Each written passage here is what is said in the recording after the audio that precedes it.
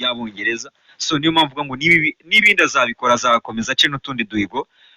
Igisigaye ni kimwe gusa, it's up to him to decide. Araguma muri Tottenham Hotspur kwa Levi uyu munsi urimo gushinjwa n'abatoza batandukanye yuko nta ntumbero yo gutwara Premier League cyangwa se ikindi gikombe gikomeye ku mugabane w'Uburayi, cyangwa se arahitamo ajya mu makipe yamwifuje cyane kubera ko ari Umwongereza. Kujya muri Manchester United biroroshye cyane kuruta uko ashaka kujya mu ikipe ya Real Madrid. That's true. Ntabwo Abongereza uzarebe n'amakipe n'abakinnyi bagiye bakina ikipe y'igihugu y'Ubwongereza cyane n'Abongereza bagize, usibye ngira ngo nka Beckham, ariko ntago Ubwongereza bwigize burerera muri Espagne cyane. Bigoye cyane ko bajya gukina hanze. Iyo ni ikipe y'igihugu y'Abongereza ni mu mikino yo gushaka itike y'igikombe cy'Uburayi 2024. Ni umunsi wa mbere bari gukina muri iryo tsinda. Macedonia yatsinze ikipe ya Malta ibitego 2-1. Hanyuma mu itsinda Jari hategerejwe ko kizigenza Cristiano Ronaldo akora aca agahigo ko guhamagarwa inshuro 190 azakigwamo. CR7 Cristiano ikibuga cyo kuzakina 197. Yes. 197 anatsinda ibitego 2. Cristiano Ronaldo avuga ko no umukinnyi nyine ufite byose. Wanavuze ati rwose Saudi Arabia harimo competition muri besha cyane. Yaratsinze ibitego 2 banyagira ikipe ya Manchester mu itsinda ja ibitego 4-0. Igitego cya Joao Cancelo, ibitego 2 byo witwa Cristiano Ronaldo. Hanyuma witwa Roberto Martinez nawe abona intsinzi ya mbere mu ikipe y'igihugu ya Portugal. Witwa Bernardo Silva nawe yatsinze igitego. Hanyuma nimugoroba n'ubundi muri Argentine byari ibirori bikomeye cyane. Amon B Argentine yerekana igikombe cy'isi yatwaye bakina umukino wa mbere nyuma yo kwegukana igikombe cy'isi. Niwo mukino wa mbere bari bakinnye n'ubundi. Lionel Messi atsinda igitego cya 800 muri kariyeri ye y'umupira w'amaguru. Kabisa. Uwo ni Lionel Messi, ni mu bitego 2 n'ubundi batsinze. Yatsinzemo igitego. Ni n'umukino wari uryoheye ijisho, niko navuga ko abafana bari benshi kuri stade yitwa Estadio Monumento. Ubusanzwe ingi ikaba ikinirwa ikipe ya River Plate niho yakirira. So urumva iyi stade ijyamo hafi 83 n'abandi bantu barenga hafi bagira nko muri za 200 bahageze bose bari buzuye. Urumva bari buzuye. Argentine nayo igiye kubica mu mutwe ahubwo iti noneho reka tubanze tuze noneho tunabereke n'igikombe twatwaye cyane rwose. Byari ibirori muri Argentina. Igitego cyitwa Thiago ku minota 78 ndetse n'igitego cya Messi Lionel Messi 89 igitego cya 800 mu buzima bwe. Hanyuma iki cyumweru abaye ibisa ibyo benshi bari batangiye kwita ikinamico. Manchester United igurwa ryabo rikomeje kuba igurwa, ako giye byamaze kundambira, byandambiye kabisa. Kwa gatatu saa 3 z'ijoro mu gihugu cy'Ubwongereza niyo yari isaha ntarengwa yo gutanga ubusabe bwa kabiri kubifuza kugura ikipe. Hanyuma kuwa gatatu birangira amafrash abiri ayoboye urugamba ariyo Sir Jim Ratcliffe ndetse na Sheikh Jassim badatanze ubusabe nk'abantu bayoboye urugamba. Kuwa kabiri abitwa Jassim bari basabye Rain Group iriya banki iri kugurisha Manchester ko bakongererwa igihe barabemerera. Kuwa gatatu Sir Jim nawe arasaba baramwemerera. Ku munsi w'ejo umuvugizi wa Ineos Group yarayemeje ko bamaze gutanga ubusabe bwa kabiri bwo kugura Manchester United. Ubigisigaye ni Sheikh Jassim ko nawe yatanga ubusabe bwa kabiri, ariko nta deadline hari cyangwa se igihe ntarengwa. Igihe cyari cyo cyose babutunganya nabo baratanga ubusabe. Ikindi nuko Elliott Management abangaba ni abo muri Leta Zunze Ubumwe za Amerika nabo bamaze gutanga ubusabe bwo kuba bafinansa cyangwa se bagira amafaranga batanga muri ikipe cyangwa se bakaguramo imigabane, ariko harimo n'abandi batandukanye bo abenshi batanze ubusabe bwo kuba batangamo baguramo imigabane itandukanye. Jassim She arashaka kugura 69% Grazer family bafitemo, hanyuma akanagura n'indi migabane yose isigaye abandi bafitemo ubingana na 31% isigaye muri ikipe. Hari umugabo witwa ni Richard ni umunyafinilande nawe wamaze kuvuga ko we yatanze ubusabwa kuri igice kimwe cy'ikipe, hanyuma ngo ikindi ngo akagiharira abafana ngo bakajya batanga ngo amadolari ngo gutyo na gutyo, ariko abantu baravuga bati ntabwo wakwitesha umunyakatari uri kuzana ibyo kwishyura ideni, kuko buriya uramwongereza Jim Ratcliffe nta gahunda afite yo kwishyura rya deni ikipe ifite. Gahunda afite nuko nta deni rindi azashyira ku ikipe, ariko nta gahunda afite yo kwishyura ideni. Jassim arishyura ideni, nta deni azashyira ku ikipe rindi, ariko uyu mugabo yawe yavuze ati igice kinini turagiha, ndafata igice, abafana bafata ikindi gice, kuko ari ikipe igomba kuba y'abafana. Gusa hasigaye ko Jassim atanga bid iri hafi ya miliyari 5 z'amapaundi kuri uyu mugabo ukomoka mu gihugu cya Qatar. Hanyuma tukiri hakurya, Real Madrid ngo iri gutegura operation Haaland ya miliyoni 200 zirenga z'amapaundi muri 2024, azaba yemerewe kuba yagurwa cyangwa se amasezerano yavuga ko ashobora kuba yagira ahandi yerekeza. Manchester ishaka kutazamuguma nabyo biragoranye yuko Man City yamugumana hariya, kubera ko yaba no mu masezerano ya Erling Haaland aza Etihad Stadium byari birimo yuko isaha n'isaha ashobora kuba yagenda, ibyo byurabizi. Yes, kashobora kuba yasohoka muri no equipe ya Manchester City. Icyaba ikibazo no gusohoka nta kintu abamariye, nicyo cyonyine uyu munsi gishobora gutekerezwaho. Uwitwa Pep Guardiola yongerewe amasezerano muri no equipe y'aba banyabitoro n'ubundi, kuko kimwe cyo mu cyatumaga benda gutandukana nawe nuko bamubwiraga bati Manchester City ntabwo iri ku rwego rwo gutwara Premier League gusa, ubushobozi bwo gutwara Premier League turabufite, n'ikimenyimenyi turazifite, ngiyi imyaka ibaye ngayikurikiranya dutwara Premier League. Urumva bati uyu munsi turimo gushaka ni UEFA Champions League, naho uzarebe n'abano bagabo bafite ama equipe y'abanyakatala, abanyakatar, not Qatar, abanyakatar, abanya Saudi Arabia, urumva ko bose bavoma hamwe. Urumva yaba ama equipe yose bafite usanga barimo kwirukanka kuri UEFA Champions League yarabananiye. Bamwe batangatanze muri Paris Saint-Germain, yego ni muri Man City naho baratangatanga. Champions League nicyo kiri kibazo. Guhabwa Erling Haaland yari yindi toroshi cyangwa se yari yindi nkoni ahawe kugira ngo agerageze kwirukanka cyane kuri UEFA Champions League. Uyu mwaka rero nuba impfabusa ntatware Champions League, urumva, kuko na Premier League nayo birashoboka ko ashaka kutayitwara. Bizatangira gushyira muri dilemma equipe ya Manchester City n'abayobozi bayo yewe n'umutoza, kuko simbona ko umwaka utaha yavuga ati yes, ati nicyo gihe cyiza noneho cyo kugira ngo ntware UEFA Champions League, adatwaranye UEFA Champions League n'iswa adafite uyu mwaka. Kandi nanone aramuka yitwaye, nanone azaba ari igisubizo cyiza cy'uko Haaland ashobora gusohoka muri equipe. Ntabwo ku myaka 22 ntabwo yasazira muri Man City. Reka Real Madrid iri hari.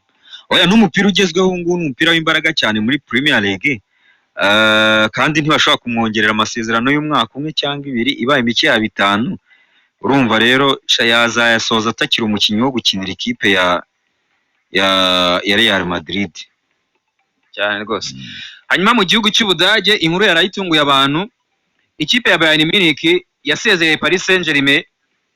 Benshi baravuga bati witwa Garcia wo muri Paris Saint-Germain ashobora kugenda, ariko uwamusezereye yagiye mbere yitwa Julian Nagelsmann, ni umugabo watoje ikipe ya Leipzig, aza gusimbura Hans Flick muri Bayern Munich amaze kujya muri equipe nationale y'Abadage. Yego, icyemezo gitunguranye ahubwo yari n'umutoza w'ijoro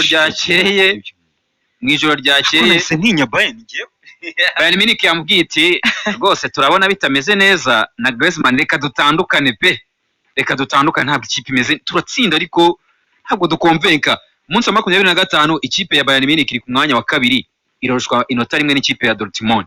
Ravuga bati nta hantu biba ko Dortmund yatujya imbere, turamaho twara Bundesliga habura imikino 10 my friend. Bamubwiye bati rero my friend, imyaka 35 yawe ushobora kudafite experience ihagije.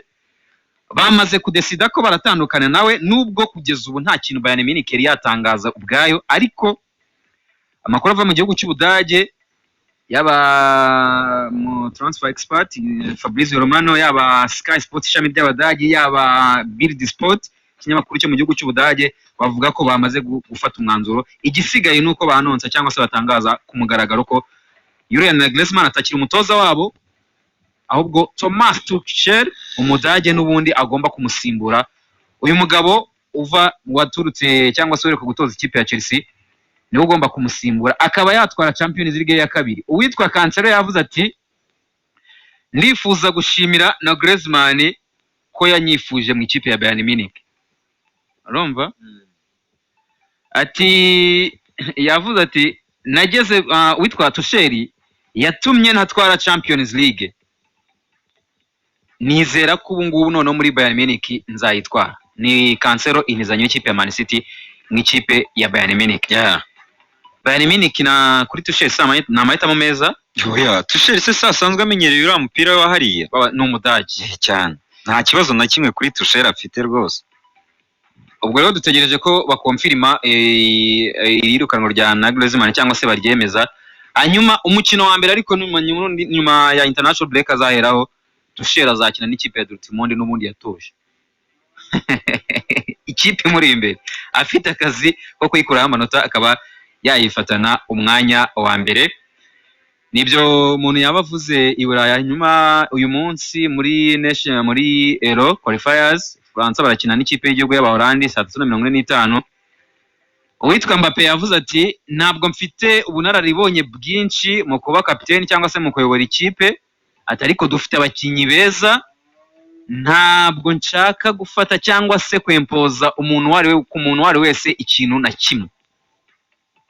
Ati turi ikipe iri hamwe kandi twerekanye ko mu gihe dushyize hamwe dushobora gukora ibintu byinshi. Nta kintu kimwe ngiye guhindura, urumva, na kimwe mu ikipe y'igihugu y'Abafaransa. Ni nyuma yuko agizwe kapiteni w'ikipe y'igihugu y'Abafaransa. Ati navuganye n'uwitwa Antoine Griezmann, ati kuko yaratunguwe kandi birumvikana. Urumva, nguwo uwitwa Kylian Mbappe yavuga ko na uwitwa Griezmann nawe ashobora kuba yafata icyemezo agasezera mu ikipe y'igihugu y'Abafaransa nyuma yuko adahawe igitambaro ahubwo akagirwa kapiteni wungirije muri iyi kipe y'Abafaransa irakina n'ikipe y'Abahorandi saa 3:45 kuri uyu mugoroba. Kuri 0788330100 cyangwa se 9670 turasangira ibitekerezo. Hanyuma kandi kuri Facebook, Twitter na Instagram hose naho turasangira ibitekerezo, tuganire kuri uyu wa gatanu. Mukanya turagaruka cyane ku ikipe y'igihugu y'u Rwanda Amavubi ndetse n'amakuru ari kuvugwa mu Rwanda, ariko nkubwire ko turi kumwe na Star Times ikubwira ko igufitiye byinshi bitandukanye. Guhera tariki 20 z'ukwezi kwa gatatu Star Times yatangije promotion ya Pasika yiswe Tera Imbere na Star Times. Iyi promotion yiswe Tera Imbere na Star Times bagabanyije ibiciro bya televiziyo na dekoderi ku giciro kitarabaho mu Rwanda. Dekoderi y'udushami DTT iragura 5,000 mu gihe dekoderi y'igisahani DTH igura 2,000 by'amafaranga y'u Rwanda. Ikindi uguze Flat TV bamwongeza dekoderi y'ubuntu. Iyi promotion izarangira tariki 15 z'ukwezi kwa kane 2023. Dore ko ibiciro bya Flat TV bihagaze muri promotion. Televiziyo gushyiraho na dekoderi ya DTT y'udushami cyangwa se DTH dekoderi y'igisahani, ibiciro bihagaze mu buryo bukurikira. Puse 24 digital TV hamwe na dekoderi iragura 90,090. Hanyuma puse 32 iri digital guteranyaho na dekoderi iragura 120. Hanyuma Smart TV puse 43 hamwe na dekoderi iragura 250. Hanyuma puse 50 Smart TV gushyiraho na dekoderi iragura 330, mu gihe puse 55 Smart TV na dekoderi babiguhera 370. Iyi promotion iri ku mashami ya Star Times Business Hall gusa niho wayisanga. Ntucikwe kandi n'umukino w'Amavubi na Benin uzaba ku isaha y'isa 9 kuri dekoderi ya Star Times. N'ubundi uzareba kandi n'imikino itandukanye yo gushaka tikeye y'igikombe cya Afrika ku makipe AFCON qualifiers 2023. Reka dutange umwanya Charles Ruzindana atugezaho amakuru ya Keti Radio yo ku isaha y'isa 6. Twe turagaruka mu kanya dukomeza n'ikiganiro cyacu cya Keti Sport cyo kuri uyu wa gatanu. Ni Amoni B ndetse na Jean Gire Uwimana. Iyi ni Keti Radio.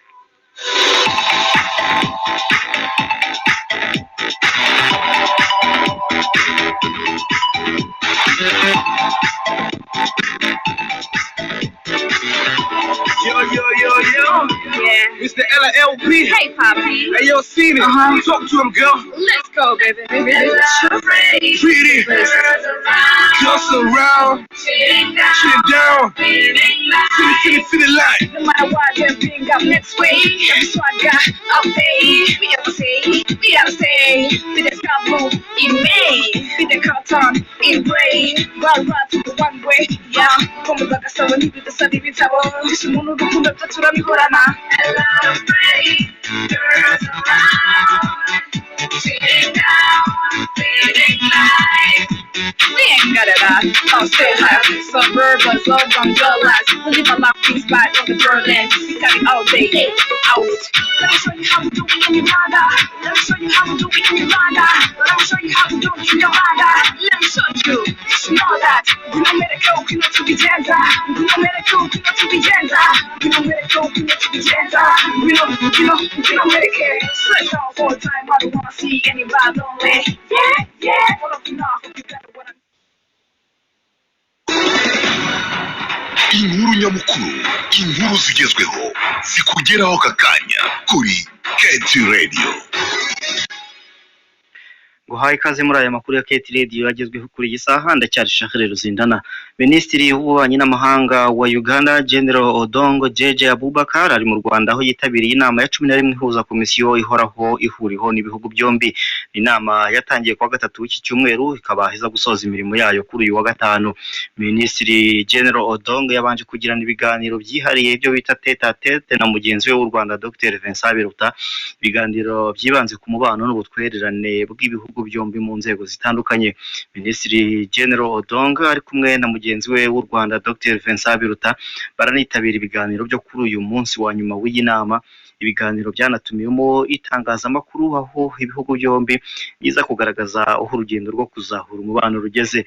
Nyuma y'uko ibihugu byombi u Rwanda ndetse na Uganda bihisemo kurangiza ibibazo byari bihari binyuze mu biganiro bya diplomasi. Biteganijwe kandi ko impande zombi ziza no gushyira umukono ku masezerano y'ubufatanye mu nzego zitandukanye. Mu yandi makuru, guhera kuri uyu wa gatanu abadepite batangiye ingendo bagirira hirya no hino mu turere mu rwego rwo gukurikirana uko ibibazo by'abaturage byitabwaho bakanasura ibikorwa bitandukanye. Biteganijwe kandi ko ku munsi w'ejo kwa gatandatu aba badepite bazifatanya n'abaturage bo hirya no hino mu gihugu mu muganda rusange usoza ukwezi kwa Werurwe.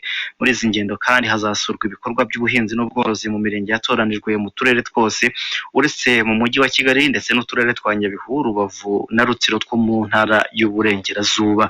Hanze y'u Rwanda kiri kuvugwa nuko Perezida wa Repubulika ya Demokarasi ya Kongo Felix Tshisekedi yakoze impinduka muri guverinoma maze hagira Jean Pierre Bemba minisitiri w'ingabo hamwe na Vital Kamerhe wagizwe minisitiri w'ubukungu. Aba bombi ni bamwe mu banyapolitiki bazwi cyane muri Repubulika ya Demokarasi ya Kongo. Muri izi mpinduka kandi bakaba bahawe umwanya wa minisitiri w'intebe wungirije. Izi mpinduka zibaye imbere y'amatora ya perezida ateganijwe kuba mu Kuboza k'uyu mwaka aho Felix Tshisekedi ashobora kwiyamamariza manda ya kabiri. Jean Pierre Bemba wigeze kuba vice perezida wa Repubulika ya Demokarasi ya Kongo yafunzwe imyaka 10 muri gereza y'urukiko mpuzamahanga mpanabyaha ku byaha by'intambara yakoze ubwo yari umukuru w'inyeshyamba zakoze ubwicanyi ndengakamere ndetse no gufata abagore ku ngufu muri Central Africa. Yagarutse muri Repubulika ya Demokarasi ya Kongo mu mwaka wa 2018 arangije igifungo. Naho Vital Kamerhe inshuti ya hafi cyane ya perezida Tshisekedi mu mwaka ushize yagizwe umwere nyuma yo gufungwa mu mwaka wa 2020 ashinjwa kunyereza imari ya leta igera kuri miliyoni hafi 48 z'amadolari y'Amerika ubwo yari umukuru w'ibiro bya perezida Tshisekedi. Ndabashimiye cyane, ndabararikira amakuru yacu ataha. Nitwa Shakire Ruzindana.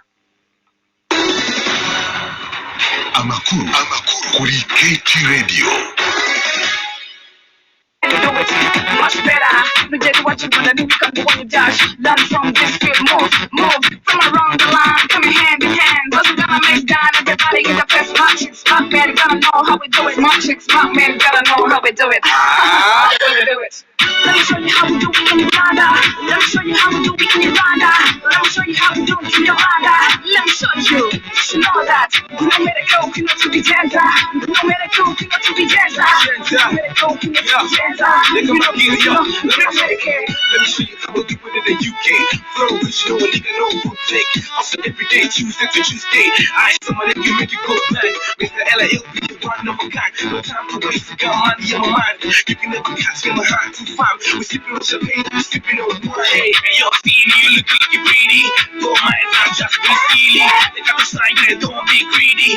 They got fake, they don't be kiki. I love pretty girls. Toss around, sit down, feel the life. For life. Let me show you how we do it in Uganda. Let me show you how we do it in Uganda. Let me show you how we do it in Uganda. Let me show you. You know that. You know where to go, you know to be dancer. You know where to go, you know to be dancer. You know where to go, you know to be dancer. You know where to go. Uganda. Uganda.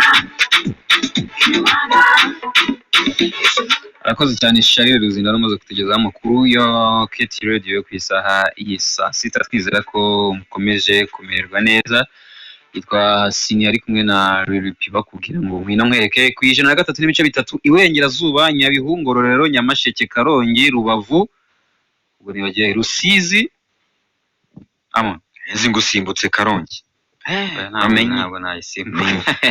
Sambaza Karongi. Ntabwo nayisimbuye. Amenye rwose. Karongi ni imfura. Cyane rwose ku 103.3. Hanyuma 101.1 mu majyaruguru, Musanze, Gakenke, Rulindo, Burera, Gicumbi. Twizere ko namwe mumeze neza cyane. Hanyuma ku 102 Iburasirazuba, Nyagatare, Ngoma, Kirehe, Kayonza, Rwamagana, Bugesera. Ni turindwi. Ni uturere turindwi. Ni Nyagatare, Gatsibo, Kayonza, Rwamagana, Bugesera, Ngoma na Kirehe. Cyane. Sibo Kimigongo hibagiwe. Ikigando ishobora kuba ari agace kaba muri kuba muri Gatsibo. Hagati ya Gatsibo na Nyagatare. Nibyo ni Nyakigando. Hagati ya Gatsibo na Nyagatare ni agace kabarizwamo aho ngaho. Hari n'abantu baba ahantu bita za Kiyombe. Kiyombe ariko ni muri Nyagatare. Kiyombe ni baba bavuga ikinyarwanda nyine bavangamo n'ururimi rwa hariya hakurya nyine ukumva ni ibintu biryoshye cyane bivugitse neza ukuntu. Hanyuma ku 107.9 mu majyepfo, i Huye, Nyamagabe, Nyaruguru, Nyanza, Muhanga, Kamonyi. Ko ntawe nibagiwe. Home of Huye Stadium. Huye izere ko mumeze neza cyane. Kwa bwana Sebutege Ange. Reka iyo winjira muri Huye urikandagira da ngo bari ku mwanya wa kabiri. Ayogo nitwibagiwe. Bari ku mwanya akeje nabonye inkuru kuri Kigali Today ejo bundi igaragaza Burera ko bari imbere cyane mu tundi turere mu gihingwa cy'ingano.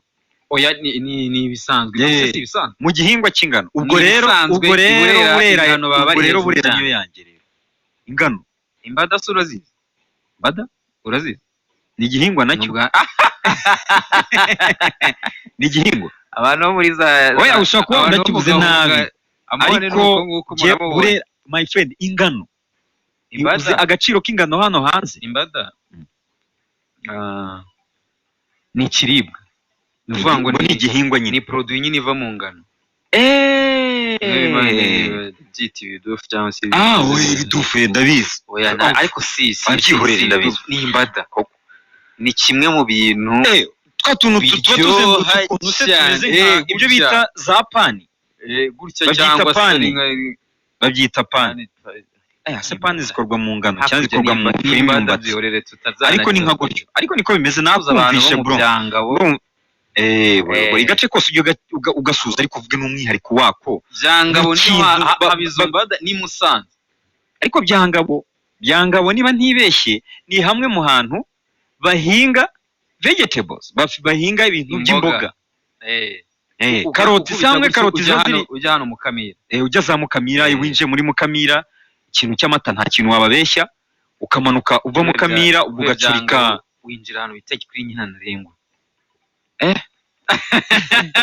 Ye muvuga akarere ariko ukavuga n'umwihariko wako w'ibintu bejeje kugira n'abanyarwanda bajye banabyumva vuga ati none aha nzajya njye kunahahira ahangaha ni ukuvuga ngo Burera nyuma ya kakano kuri igihugu yavuze nyuma ya kakano kako kunywa ariko nanjye ninabarakariye pe ariko niba mufite ingano mukaba muyoboye mu gihugu ugiye Burera niyo yanjye n'ingano zituma haba n'icyo bita nyine ubwo Kigage ni Kigage ni rokobia ubwo urumva ni icyo kunywa gakondo cyane ariko urumva kuri ubu ngo kubera iterambere abantu bagenda nyine babivanga usanga kitari umwimerere hari umwimerere mwiza abantu imfura zaganiragaho akahava guhaye nk'inka mukora Ikigage umuntu asomaho rimwe akegura ibuye akegura ibuye akarikocora mugenzi ko mwabaye imfura bakiri muganire na basogokuru ni hehe bajyaga bicara ku ntango bakahava barwanya bicaraga ku ntango bakahava bahanye abageni bahanye inka bagize byinshi bunguranye ariko ubu ngubu ibintu byose mwarabivanze Ikigage ntabwo kiri Ikigage urwagwa za ngoma ntabwo mushyiramo ibintu umuntu yasomaho gatoya akaba yeguye icupa akarikocora mugenzi we hanyuma twavuga abantu batandukanye 96.7 mu mujyi wa Kigali no mu nkengero zaho kudusuhuza abantu bari mu duce dutandukanye aba hano mu mujyi rwagati z'amatwi Keti Radio ubuje mu bice bitandukanye hano za Muhima uje za Kimironko za Kimihurura abantu batandukanye Nyamirambo Gikondo abantu batandukanye ubwo twizere ko meze neza abantu bose bari mu mujyi wa Kigali hanyuma yitwa Meshake Musanze ati ko muvuze ko amavubi yamaze kugera mu Rwanda kandi kafu yaravuze ko umukino wo kwishyura ugomba kubera muri Bene bimeze bite ibyo nabihuze ese byarahindutse bemeye ko ubera mu Rwanda turaje tubigarukeho hanyuma ati mwiriwe neza abanyamakuru dukunda cyane nitwishime Focus imusanze mu murenge wa Gacaca igasakuza Focus uraho neza turabashimira ku makuru y'umurenge wa Gacaca yego amavubi yacu tuyifurije intsinzi tuyari inyuma kandi azatsinda welcome baviye bacu twashyizeho supaguru nta gukuraho urushinge na gato mutubwire kuri Man United Barcelone ku mavubi yacu nubwo nabonye kwikura imbere ya Bene ari hatari so weekend nziza kuri mwese nk'ibisanzwe ni wa mukunzi wanyu Jay Rigorande urakoze cyane wo mu Gisovu Gorande ari mu Gisovu antibeshye Datuboda ari fire se arashaka Natasha ya masaha yaramenye nabaretse ariko yabanje yaduha ikaze no muri Keti Sport urakoze cyane Lifaya ariko Natasha nawe araza Natasha nawe araza hanyuma yitwa abandimwanyu tuwa gatanu mwiza urakoze cyane amavubi yageze mu Rwanda yego muze ko mu makuru acaracara muri Mazembe yitwa Bireme Siraji BY mu Byangabo zakira abantu babiri hanyuma twinjire mu makuru y'amavubi yacu allo nagari tayari hano babiri kuri telefone mbere yuko tujya mu mavubi yacu cyangwa reka twigendere mu mavubi mu ijoro ryakeye amavubi yageze ku kibuga cy'indege mpuzamahanga cya Kigali i Kanombe avuye mu gihugu cya Benin nyuma yo kunganya igitego 1-1 n'ikipe y'igihugu ya Benin igitego cyatsinzwe na Mugisha Gilbert ariko tukaza kucikirwa na Munier winjiye mu kibuga simbura ku ruhande rw'ikipe y'igihugu ya Benin havuzwe byinshi amavubi gukinira muri Benin bimeze gutya na gutya ariko amavubi byarangiye ageze i Kigali ari kwitegura umukino biteganyijwe ko uzabera kuri stade mpuzamahanga ya Huye kuwa mbere tariki 27 z'ukwezi kwa gatatu.